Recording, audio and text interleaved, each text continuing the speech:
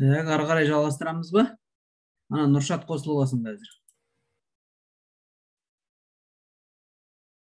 Нұршат жіпсіз байлап отыру қиын екен ғой,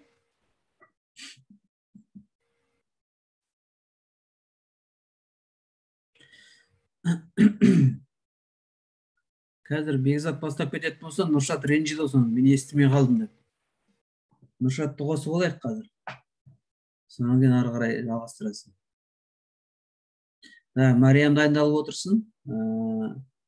Қандай тақырып еді? Біздің тіл туралы болған, иә, тілдер Қазақстандағы. Так, содан кейін мына жерде бізде кім бар тағы? Шынар көркем шығармашылық туралы, Мөлдір бейнелеу өнер туралы, Нұршат бейнелеу өнер туралы дайындалып отырсын. Бекзат, сен ары қарай жалғастыра бер. 2 минут жалғастырсаң жетіп отыр.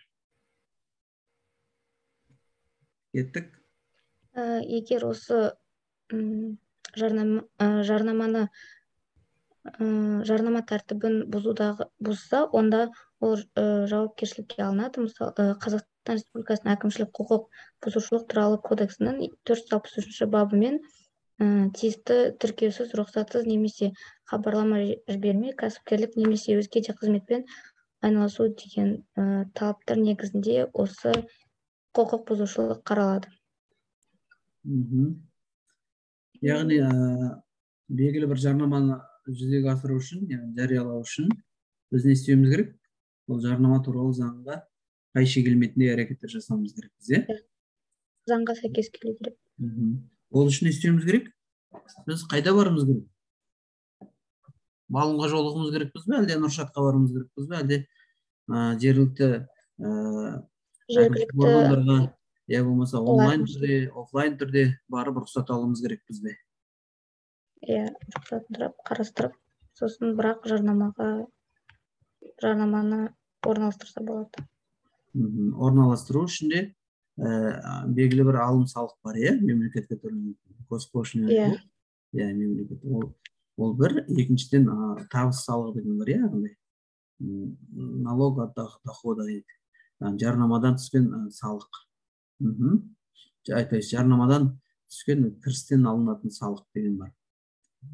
Так, тағы да?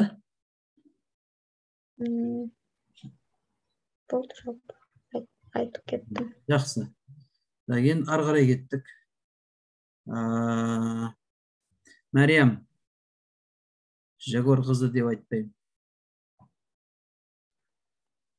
Осы Қазақстандағы тіл туралы тілге қатысты проблемаларды айтатын болсақ, қазақ тілінде. Қазақстанда проблема бар ма тілге қатысты? Қай тілге қатысты проблема бар, мәселе бар? Қазақ тіліне қатысты. Ал енді соны дәлелдеп бір айтып көрейін. Қазақ тілінде ұсынатын өнімнің ақпараттың сапасы қоғамның сұранысына әрдайым сай келе бермейді. Атап айтқанда, басқару жүйесінде жаратылыстану және инженерлік техникалық ғылым, дипломатиялық қатынаста және де бизнес пен қаржыда, қаржы секторында қазақ тілінің қолдану аясын кеңейтуді, ал сапасын жетілдіру талап етіледі. Мариям, сен енді бізге жақындатып айтсаң, бізге қатыстысын, яғни жарнама дейміз, дизайн дейміз, соған қатысты тілдік нормалар сақтала ма? Сол туралы айтып кетсең жақсы болар еді. Қандай нормалар бар екен тілдік? Жарнама жасаған кезде әртүрлі осы қазақ тілін дұрыс қолданбайды, ішінде қателер деп болып жатады. Соның сапасын жақсарту керек. Жастар арасында кітап оқу мәдениеті, ауызша сөйлеу сауаттылығы, тілдің лексика, фразеологиялық бейнелі сөздерін және этномаркелі лексикалық қорды білу және қолдану деңгейі төмендеп жатыр.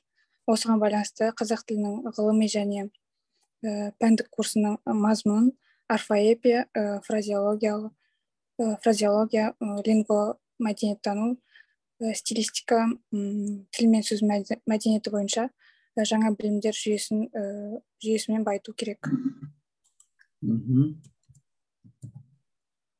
Так, ары қарай. Осы жаңа қалғандары жаңа Бекзат айтып кеткен мәліметтер. Енді кім, Мария, сен айтып көрші, нені алдық дейік. Белгілі бір билборд орналасуымыз керек, көшеге, Алматы қаласында дейік, кез келген облыс орталығына мысал үшін. Сол билбордта негізгі қай тіл Қазақстан Республикасының территориясында, қай тілге басымдық берілу керек? Ақпарат негізінен қай тілде болу керек? Мемлекеттік тіл қазақ тіліне. Негізгі бол. Сосын басқа тілде қосымша тілдері жазу қажет пе, қажет емес пе? Болу керек, бірақ олар негізгі тілді басып кетпеу керек. Сол негізгісі қазақ тілі. Яғни жалпы визуалдық көлемін алған кезде негізгі мемлекеттік тілдегі ақпараттың жарысынан көбін басып кетпеу керек, жалпы деңгейі. Жалпы соны алдағы уақытта сіздерде ескергендеріңіз жөн. Так. Тағы не айтасың? Бар ма айтарым, қосарым? Осыны айтайыншы, осыларға деп айтатындай. Болды. Мариям, сен қазір қай жақта отырсың? Оралда. Оралда?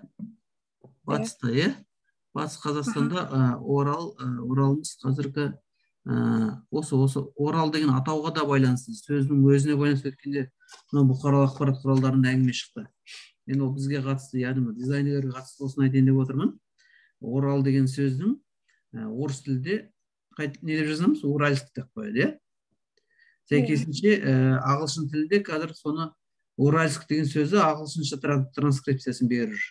Ал енді соны қазір заңмен бекітіп, Орал деп, орысшада Орал деп, тек әріптерін ауыстырып, содан кейін ағылшыншада Орал деп жазуды заңдастырып жатыр.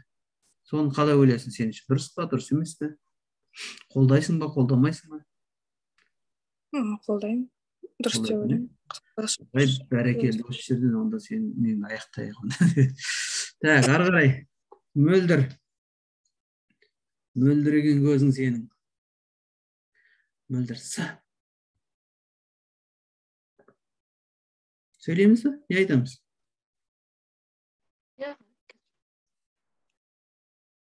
Ет пісіп, шай қайнап қалған шығар енді, пока оған дейін айта бересің енді.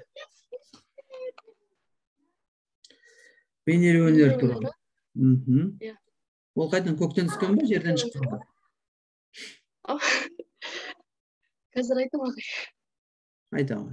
Бейнелеу өнері тарихи адамзат тарихымен қатар басталды. Көне дәуірден біздің заманымызға дейін жер бетінде болған небір өркениет пен мәдениеттің іздері осы өнер арқылы таңбаланып бізге жеткен. Бейнелеу өнерінің даму жолы шартты түрде бірнеше кезеңге бөлінеді. Алғашқы қауымдық өнер, ежелгі дәуір өнері, орта ғасырлық өнері, қайта өркендеу өнері, өркендеу дәуірі, жаңа дәуір өнері. Ойбай деген не сіз арасында? Жаңыз кетіп отырсың ғой. Қазіргі заманғы өнер. Жер шарының әр аймағында. Кешіріңіз. Жер шарының әр аймағындағы ежелгі адамдар тұрағынан бейнелеу өнерінің алғашқы үлгілері табылған. Айта кетсек, Францияда, Австралияда, Қазақстан аумағындағы алғашқы қауымдық өнерінің ірі кешенді түрлері Тамғалыда, Ертіс аңғарында, орталық Қазақстанда сақталған екен. Ежелгі дәуір өнерінің ірі орталығы алдыңғы Азиядағы Тигр мен Ефрат өзендерінің аралығы біздің заманымыздың 3-тен 1 мыңжылдықтарда мұнда шумерліктер мен аккадтар мәдениеті кеңірек Бабыл, Митани және Ассирия мемлекеттері мәдениеті өркендеген. Мүсін және мөлдір. Кешірім өтінемін. Сіз деген анау бүкіл анау жер шарын бірақ қамтайын дедіңіз ғой. Ана баяғыда кішкене тоқтай кетейін дедім ғой. Ол енді ұзағынан кетесіз ғой айтатын болсаңыз. Мына жақтан тыпырлап отыр міне мына жерде. Шынар деген қыз қайта мен аяғымды басып қойды. Ағай мен деп. Сондықтан бәріміздің уақытымыз жеткізуге тырысайық. Сен мынау Қазақстанмен жарайды енді. Өзің қазір Моңғолияда отырсың, иә? Моңғолияда қандай көне ескерткіштер табылды біздің тарихымызға қатысты? Соны айтшы. Қандай ескерткіштер бар? Атақты. Бүкіл ойбай түркі жұрты тәу ететін. Қандай ол? Соны айтсаң бес қойын деп тұрмын осы. Айтпасаң өлі болайын деп тұр. Қандай ескерткіш табылды Моңғолияның территориясында? Себебі қазіргі Моңғолия бұрынғы біздің ата-бабамыздың негізгі ұлт ретінде үйісіп, халық ретінде алғашқы белгілер пайда болған жер сол жақ екен. Содан бері қарай біз жылжыған екенбіз. Сонымен қандай екен? Қандай ескерткіштер? Күлтеген ескерткіш ме еді? Бәрекелді. Күлтеген, яғни тоны көп жазулар, руна жазулар табылды.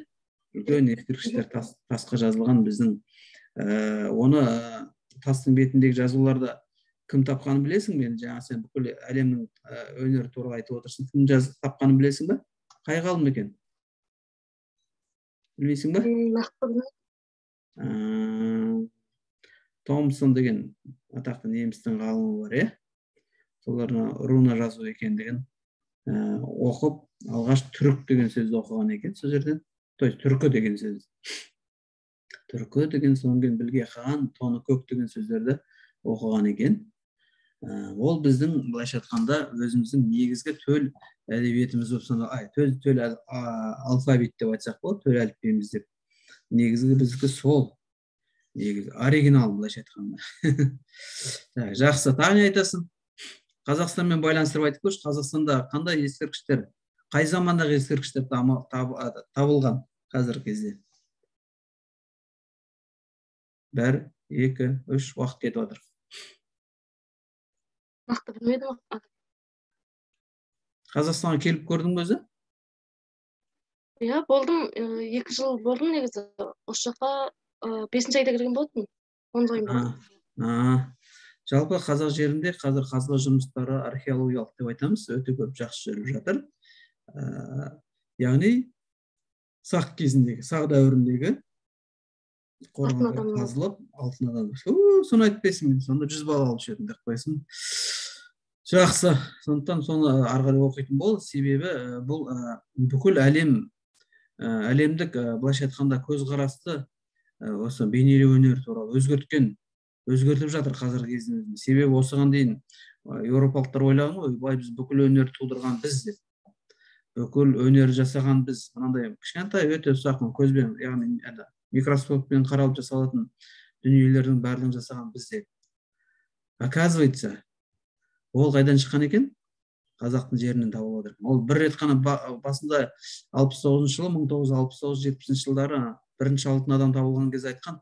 Ол случайно былайша аяқ астынан табылып қалған, ол негізінде ол қазақтарға қатысы жоқ деп. Бірақ осы тәуелсіздіктің арқасында қазақ жерінде қазір, егер жаңылыспасам, 6-7 алтын адам табылды. Және әр жерден, шығыстан да табылды, батыстан да жаңа кім Мариям отыр осында. Батыс жақтан да табылды, орталық Қазақстаннан да табылды. Сондықтан біз осы күнде толық айта аламыз. Яғни біздің сақ заманындағы ата-бабаларымыз нағыз дизайнер болған деп айта аламыз. Нағыз қолөнер шебері, нағыз дизайнер болған деп. Себебі сол кездегі дизайнның озық үлгісін әлі мына қазір компьютер заман дейміз, технология заман десек те, әлі ондай деңгейдегі ол компьютер технология десек те, онда басқаратын адамның миы, компьютер болсын, қандай технология болсын, адамның миы. Бірақ сол адамның миы сол кездегі сақ дәуіріндегі жасап кеткен дүниелерді әлі тудыра алған жоқ. Сондықтан да біз мына тәуелсіздіктің 30 жылдық арқасында біз мұндай сөздерді мақтанышпен айтсақ болады. Жақсы, ары қарай Шынар. Барсың ба, шай ішіп кеттің бе әлде? Шынар, Нұршат. Нұршат, Шынар. Екеуі бірігіп шай ішіп кетті ғой, бір жерде отырып. Бар ма?